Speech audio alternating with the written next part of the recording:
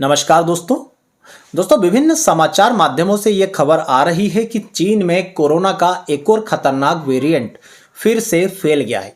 ये बहुत ज़्यादा संक्रामक है और इसके डेथ रेट भी काफ़ी हाई है। हालांकि दोस्तों हमारे भारत में जो वैक्सीनेशन प्रोग्राम भारत सरकार की तरफ से चलाया गया था और पूरे देश के लोगों को जिस तरह से वैक्सीनेट किया गया है, उसके बाद ये देखने में आया है कि तरह तरह के नए नए जो वेरिएंट कोरोना के आए थे वो भारत पर फिर अप्रभावी रहे।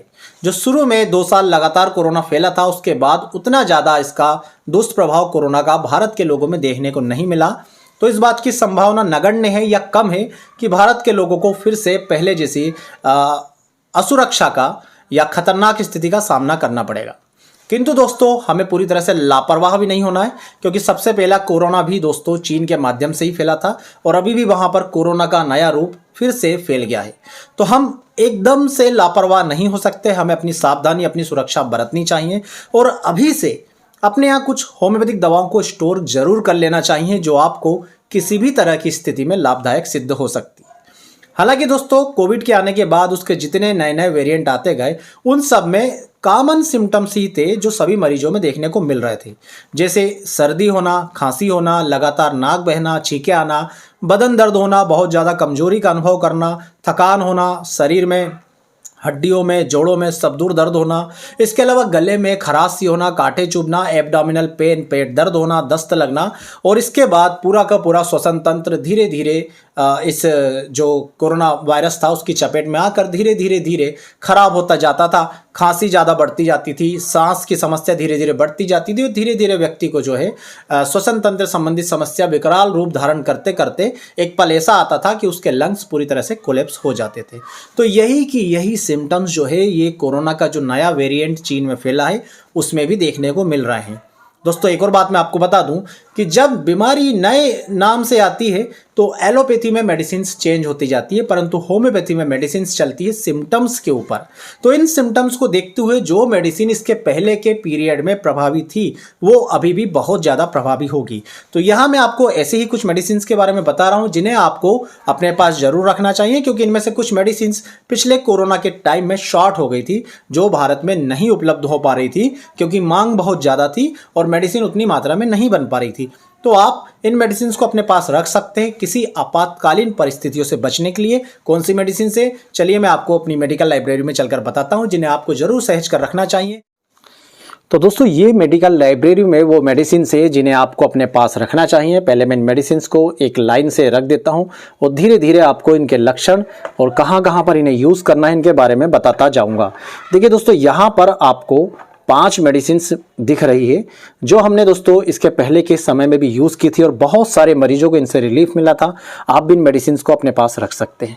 ये जो पहली मेडिसिन दोस्तों आप देख रहे हैं ये 3 मदर टिंचर का एक कॉम्बिनेशन है, जिसे हम इम्यून बूस्टर यानी प्रतिरोधक क्षमता को बहुत ज़्यादा बढ़ाने वाली दवा के रूप में यूज़ करते हैं।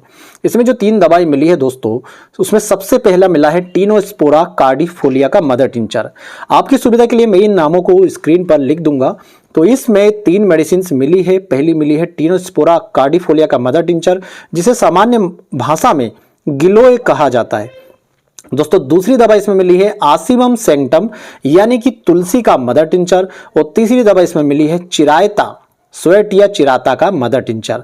तो ये तीनों मदर टिंचर दोस्तों आपस में मिलकर इम्यूनिटी बूस्टर का काम करते हैं और ये किसी भी प्रकार के फीवर को या किसी भी प्रकार के इन्फेक्शन को दूर करने में बहुत ही ज़्यादा मददगार होते हैं दोस्तों। यहाँ पर ये जो दूसरी मेडिसिन है इसका नाम है दोस्तों, इसमें 2 प्रकार की मेडिसिन मिली हुई है इसमें दोस्तों। पहली मेडिसिन इसमें मिली है एंटिम टार्ट और दूसरी मेडिसिन मिली है इपिकाक।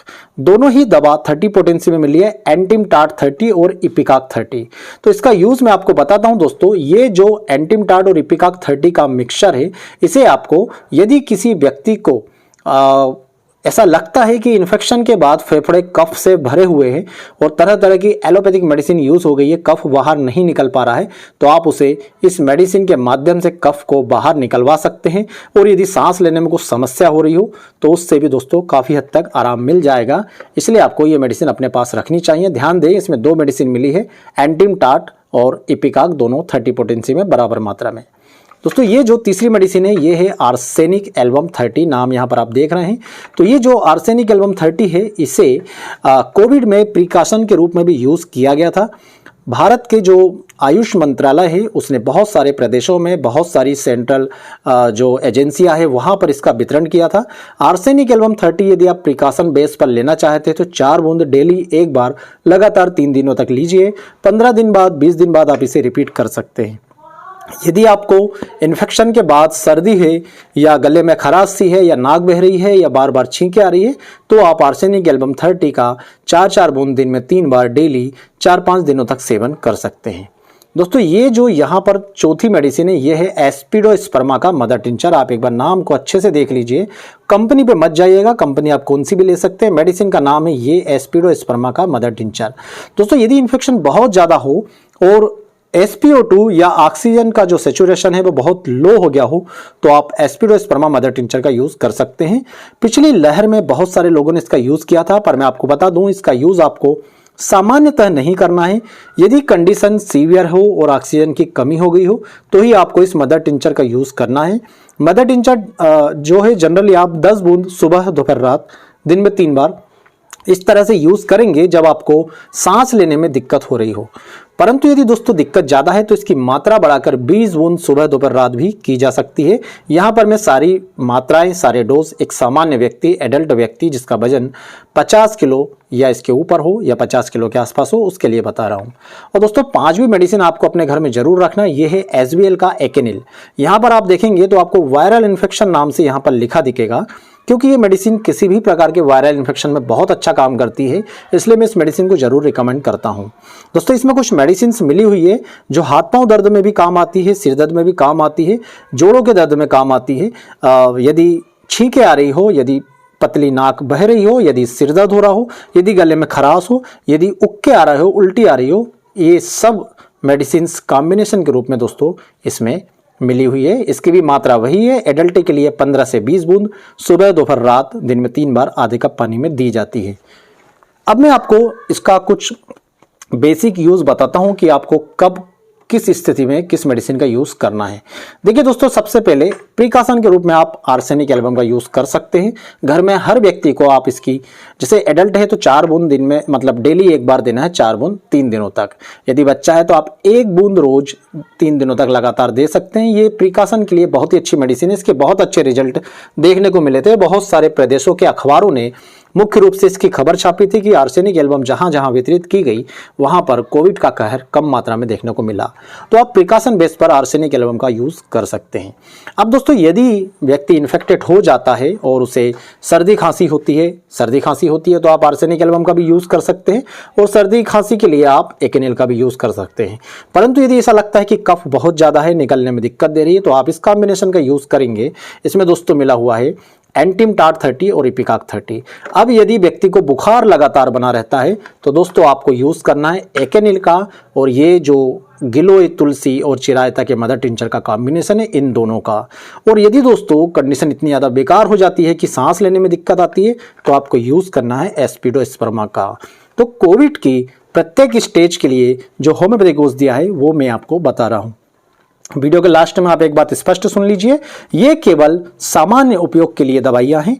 यदि आप अपनी कंडीशन के हिसाब से डॉक्टर से सलाह लेकर इलाज करेंगे तो वो आपके लिए बेस्ट रहेगा। कोई भी इलाज आप अपने मन से ना करें, केवल सामान्य उपयोग के लिए ही ये मेडिसिन है। किसी इमरजेंसी कंडीशन में यदि डॉक्टर उपलब्ध नहीं हो पा रहा है या आप स्वास्थ्य सेवाओं का लाभ नहीं ले पा रहा है, उस स्थिति में इन दवाओं को घर में रखकर आप स्वास्थ्य लाभ ले सकते हैं। परंतु यदि ये डेंजरस बीमारी किसी को भी होती है तो डॉक्टर की सलाह लेना बहुत ही ज़्यादा आवश्यक हो जाता है और उनकी सलाह से ही आपको किसी मेडिसिन का सेवन करना चाहिए। उम्मीद करूंगा दोस्तों वीडियो में दी गई जानकारी आपको पसंद आएगी। वीडियो पसंद आए तो प्लीज़ वीडियो को लाइक जरूर करें, चैनल को सब्सक्राइब करें। आप सभी का बहुत बहुत धन्यवाद। जय हिंद, वंदे मातरम।